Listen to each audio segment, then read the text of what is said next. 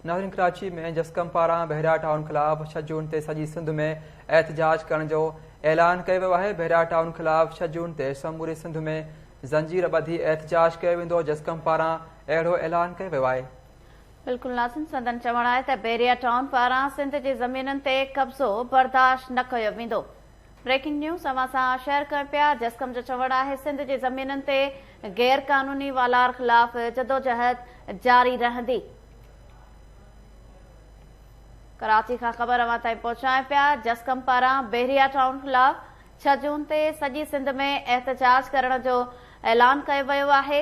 जस्कम जो चवण आहे त बहिरिया टाउन ख़िलाफ़ 6 जून ते समूरी सिंध में ज़ंजीर ॿधी एहतजाज कयो वेंदो।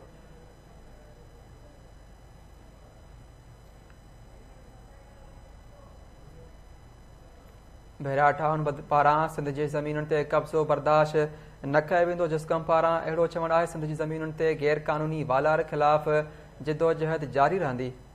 वधीक तफ़सील मालूम कंदासीं। लाइन ते मौजूद आहे KTN news reporter Aslam Haider Solanki. जी असलम, छा तफ़सील आहिनि? जी बिल्कुल, GSN क़ौमी महाज़ पारां 6 जून ते समूरी सिंध जे अंदरि सिंध जी ज़मीनुनि ते गैर क़ानूनी वालार ख़िलाफ़ एहतजाजी मुज़ाहिरनि जो ऐलान कयो आहे। जिस्कम अॻवान सनान कुरैशी, दीदार शाम ऐं ॿियनि ऐलान कयो आहे त समूरी सिंध जे अंदरि कारकुन एहतजाजी मुज़ाहिरो कनि, ज़ंजीरूं हथनि ते ॿधी ऐं एहतजाज कयो वञे, कारी पटियूं ॿधी एहतजाज कयो वञे ऐं सॼी सिंध में संदन चवण आहे त 6 जून ते बहिरिया टाउन जे अॻियां हुननि एहतजाज कयो, जंहिंखां पोइ 33 केस दाख़िल किया विया कारकुननि जे मथां।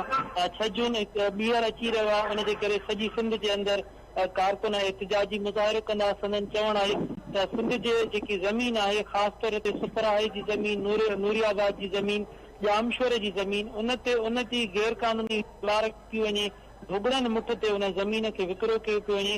जेकी सिंध जी ज़मीन आहे उहा कंहिं बि सूरत में गैर क़ानूनी तौर ते कंहिंखे विकिरो करण जी इजाज़त न ॾिनी वेंदी। संदन चवण आहे त सिंध जी जेकी ज़मीन आहे उन जी गैर क़ानूनी वालार ख़िलाफ़ संदन एहतजाज जारी रहंदो। जी वरी महिरबानी नाज़रीन। असलम हैदर सोलंकी कराची का तफ़सील ॾिना आहिनि। जस्कम पारां बहिरिया टाउन ख़िलाफ़ 6 जून ते सॼी सिंध में एहतजाज करण जो ऐलान कयो वियो आहे। जी नाज़रीन, जस्कम चयो आहे त बहिरा टाउन ख़िलाफ़ 6 जून ते समूरी सिंध में ज़ंजीर ॿधी एहतजाज कयो वेंदो। बहिरा टाउन पारां सिंध जी ज़मीनुनि ते कब्ज़ो बर्दाश्त न कयो वेंदो। सिंध जी ज़मीनुनि ते गैर क़ानूनी वालार ख़िलाफ़ जिदोजहद जारी रहंदी। जस्कम पारां अहिड़ो चयो वियो आहे।